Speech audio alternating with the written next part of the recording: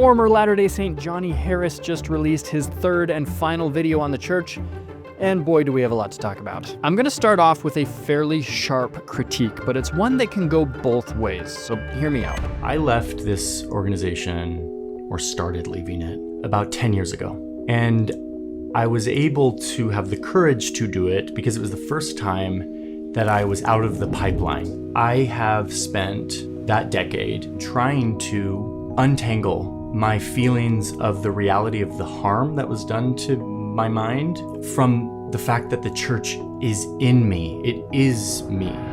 It's hard to encapsulate this in just one clip because it's not just an incorrect statement or a factual error. It's a general attitude that permeates a lot of videos I see from former members, including Johnny's. I don't know, I feel bad even saying this. Maybe it's just me, but it's this attitude of, man, I used to believe a lot of this stuff, but now that I've left the church, I am enlightened. I can now see how indoctrinated I was. If only you were enlightened like I am and knew what I know, you would make the same decisions that I did. But how sad is it that there are still people with their heads in the sand who believe in this stuff? Now, of course, he doesn't explicitly say that, but that's the vibe that I often get as he talks about the church. I'm sure that's somewhat subjective. Not everyone comes off like this, and those who do are probably doing it by accident. But as a believing member, it feels a bit dehumanizing. I firmly believe that rational people can look at the same evidence and sincerely come to vastly different conclusions about it sometimes and still be rational people. And I'd be willing to bet that Johnny believes that as well. But I felt like this video indirectly treats believing Latter-day Saints a bit like zoo animals, a spectacle to be observed rather than real people to be understood, as Johnny is seeking to be understood. I can't tell you how tired I am of feeling like my religion is just a spectacle. Now, it's a two-way street, and sometimes it's us who come off as the enlightened ones, looking down with pity on those who leave. This is something that I think both sides can improve on, myself included. And even while I disagree with a lot of Johnny's perspective on the church, his video did help me come to a better understanding of what he has gone through, which I think is valuable. As President Nelson taught, if friends and family should step away from the church, continue to love them. It is not for you to judge another's choice any more than you deserve to be criticized for staying faithful.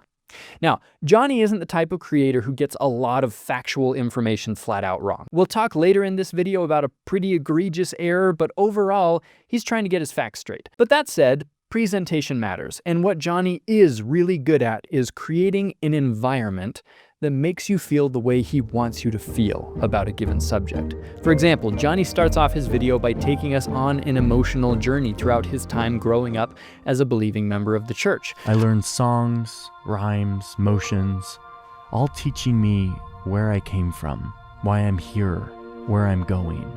I'm sure he's not lying about his experience, but notice how the music, the animations, and his words, if I'm worthy, once a month I get to go to this ornate building, all combine to create sort of a creepy environment designed to cause you to feel unsettled or like something is deeply off about all of this.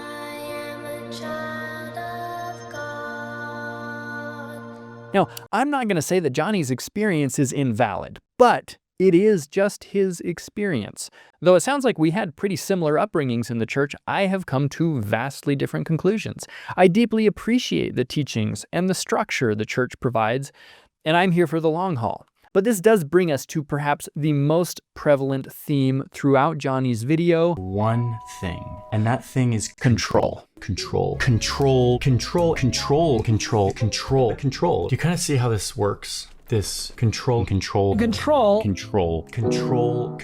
by the messaging of a group of men in Salt Lake City. Over and over again, he emphasizes this idea that church leaders are just trying to control you, your identity, your time, and your money. Now, this isn't a new criticism. In fact, a guy named Korihor made a similar argument back in about 75 BC.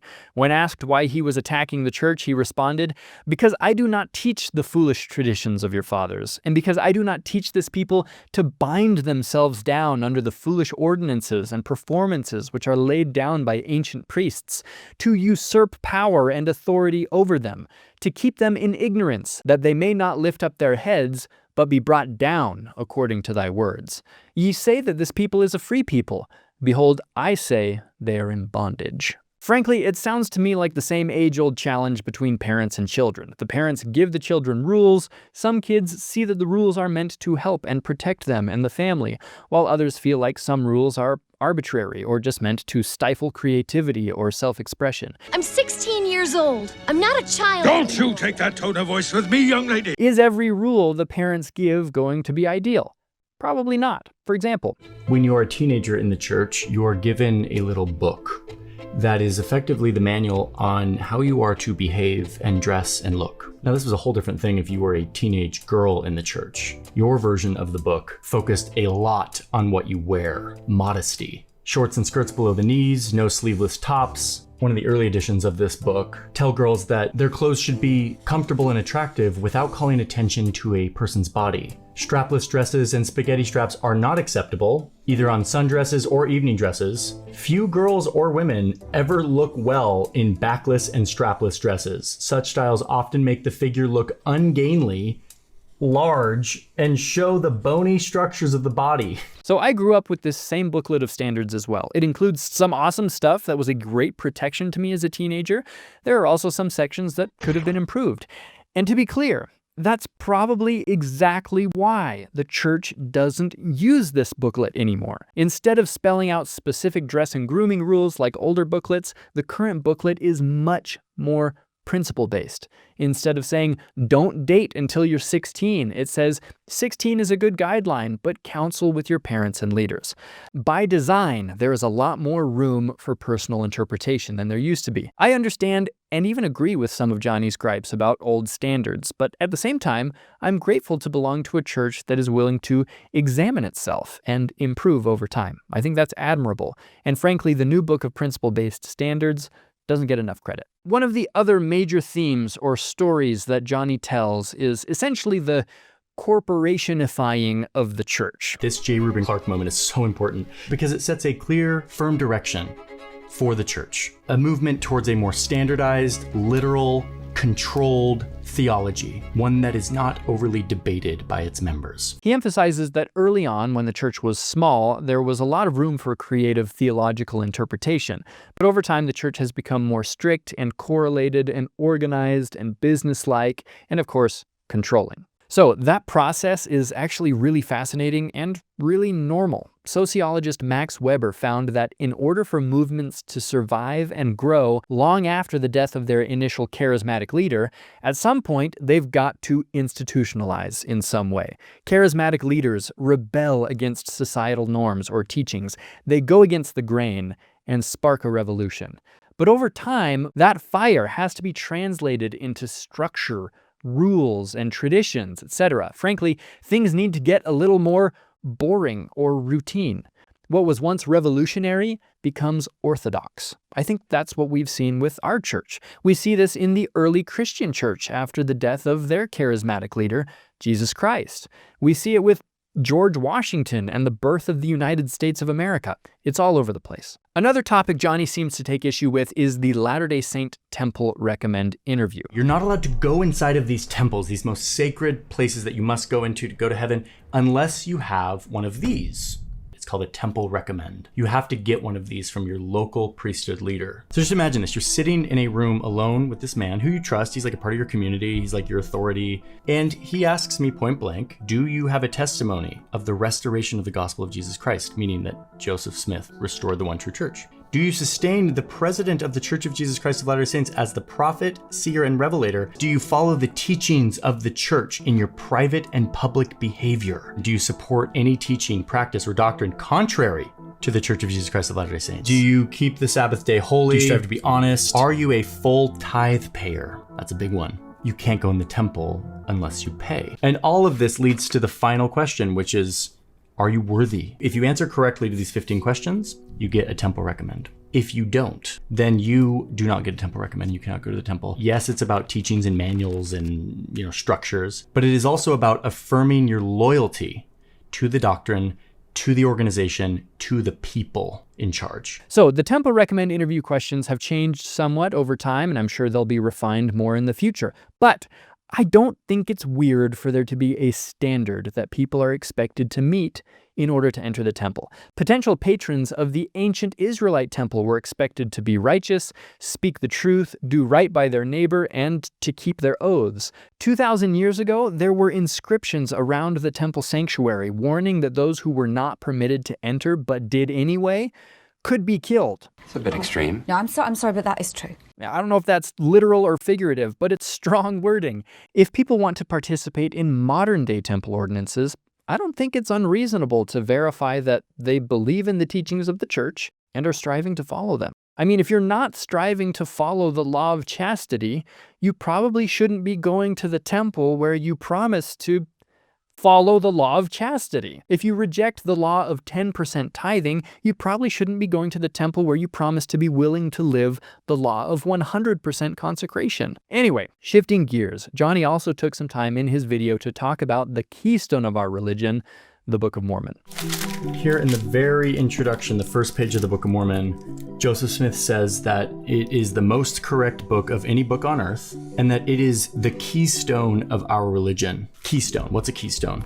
A keystone is this, the thing that holds an arch together. The idea is that if this book is not a literal record of Jews who came to America in 600 BC, if Joseph Smith made it up, then this whole thing falls apart. All of the claims fall apart. You must understand how important this book is to the modern Mormon church if we're going to continue the story. So to be honest, this is probably the crux of why Johnny and I have come to very different conclusions about the church. Johnny emphasizes just how much weight this keystone carries, but he never actually undermines it. All he essentially says is that there were a lot of non-members and scholars who thought the Book of Mormon was made up, but he doesn't actually tell us if it's a fraud, where it came from, or how it really came to be. And he doesn't cover it in his past videos either. He just kind of shrugs it off and moves on. And that's really where the rubber seems to always meet the road for me. Is the Book of Mormon true or not? If it's not, then how did Joseph Smith create it? And is there actual evidence to support that narrative? Did he have golden plates or not? If he didn't, then what did the witnesses see, touch, and witness of throughout their lives? What is the alternative explanation that makes sense of the available evidence? Sure, let's talk about Beards at BYU and the Strength for Youth pamphlet and control, but ultimately, as he rightly points out, the Book of Mormon is the keystone. And my guess is that if Johnny had a good solution to this quandary, he would tell us. The fact that he sidesteps this issue suggests to me that he himself is probably still grappling with these questions. And I don't blame him. It's a conundrum. Now, he does say that some faithful Latter-day Saint scholars really started to dig into the Book of Mormon and lost their faith. To support this claim, he provides one quote from B.H. Roberts. Even some of the church leaders and official historians do analyses of the Book of Mormon and sorrowfully conclude that the evidence points to Joseph Smith as having created all this himself. This is probably the most egregious error in his entire video. The reality is that B.H. Roberts never lost his faith in the Book of Mormon. This quote is from B.H. Roberts, but he's playing the role of devil's advocate. How do we know this? In the midst of doing this study on the Book of Mormon, he sent a letter to President Heber J. Grant and the Quorum of the 12 Apostles precisely about the work he was doing. This is a long quote, but it's important. He says, "In writing out this report to you of those studies, I have written it from the viewpoint of an open mind, investigating the facts of the Book of Mormon origin and authorship. Let me say once for all, so as to avoid what might otherwise call for repeated explanation, that what is herein set forth does not represent any conclusions of mine. This report herewith submitted is what it purports to be, namely a study of Book of Mormon origins for the information of those who ought to know everything about it, pro et con, as well as that which has been produced against it and that which may be produced against it. I am taking the position that our faith is not only unshaken, but unshakable in the Book of Mormon, and therefore we can look without fear upon all that can be said against it. And just for good measure, this was a topic that Stephen Smoot and I covered in more depth in our past interview. The public record is absolutely unambiguous that B.H. Roberts affirmed his faith in the Book of Mormon and Joseph Smith until he dies. Roberts still maintained his belief. He just had these questions he wanted addressed. He felt the church could have done a better job addressing some of these points of criticism, and he wanted to do it. So the next time somebody quotes B.H. Roberts, and there's these juicy, damning quotes from B.H. Roberts, what he's doing there is he's laying out the argument that can or could be made, and he's saying we need to address this. It's not actually reflecting what he himself actually believed about this. Why didn't Johnny include any of this context? And by the way, just as a quick tangent, I find it really interesting that when Johnny references one of my videos, we get the clarification that, while notably from an apologist, this summary is well-sourced. But when he sources an antagonistic source like John DeLynn, there's no warning that the information is notably from a critic. Just pointing that out. I'm a little salty, but c'est la vie.